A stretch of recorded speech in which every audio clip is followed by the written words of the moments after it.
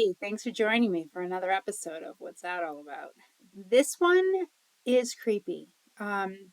It's creepy, the story is true, and it will stay with you. It's called The Watcher. I don't know if you've heard of it, but it did make national news down the line. I'll talk about that. Um, the home is located at 657 Boulevard in the small suburban town of Westfield, New Jersey.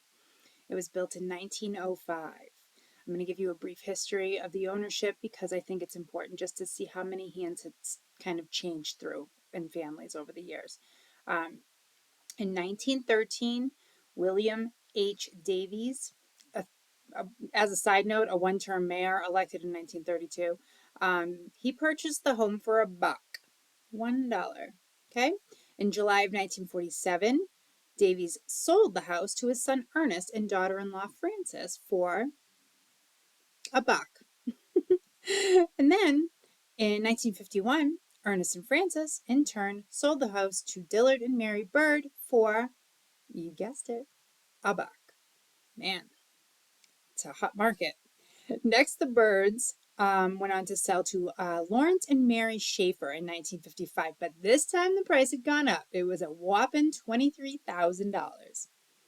In 1963, the Schaefers sold to Seth and Floy. Interesting name, Floy. Bakes for an undisclosed amount. So we don't know how much. I'm going to guess more than $23,000. It's got to be going up at this time. And now you're seeing how many times it's kind of changed hands. Um, in November of 1990, the Bakes sold the house to John and Andrea Woods. Now, they bought it for $370,000. Talk about a profit. Now, this is where the story turns a little creepy. So, during the week of May 26th, of course, it has to be May 26th. That's my birthday. But anyway, in 2014, the Woodses received a letter, and it was signed The Watcher. It was basically just thanking them for taking care of the house. The Woodses, they both were retired scientists, so they weren't like foolish people, but they weren't necessarily creeped out by the letter. They just thought it was kind of curious. That's all. They're curious by nature anyway.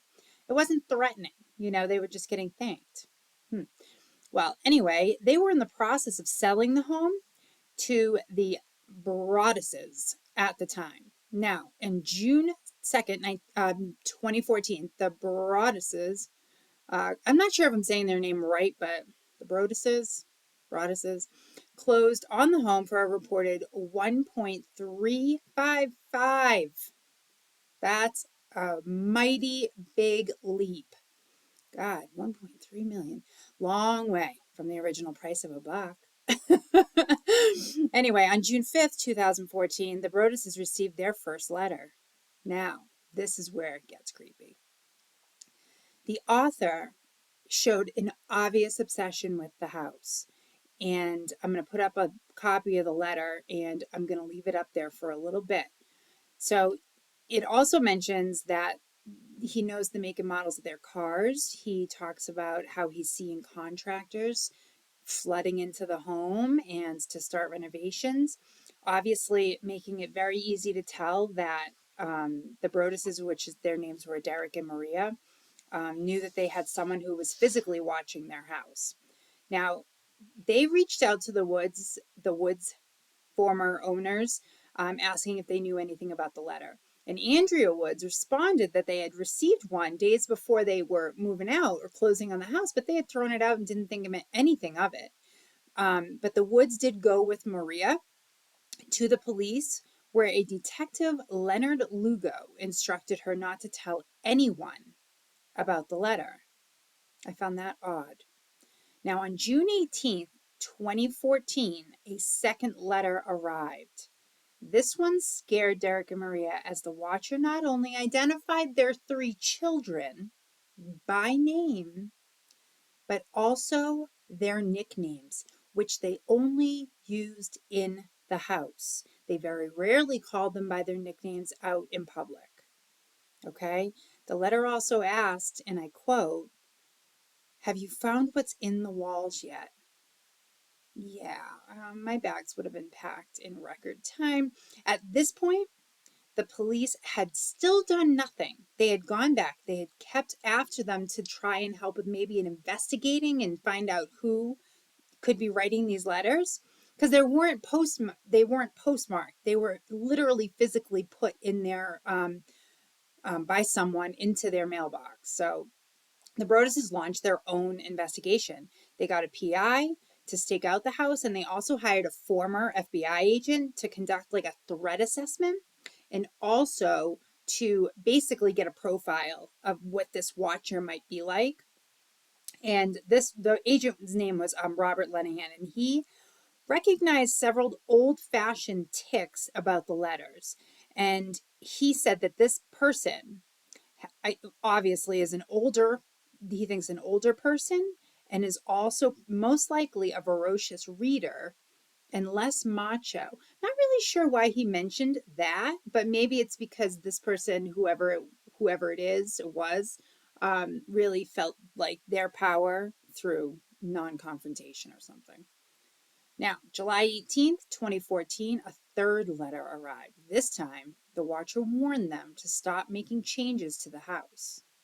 And on February 21st, 2015, less than a year after buying the house, Derek and Maria decided to sell. Yeah, they may have decided to sell, but the house is they listed the house for $1.495 million to reflect renovation work they had done. But in March of 2015, they lowered the price to 1.395, and after prospective buyers had backed out several times after learning of the letters.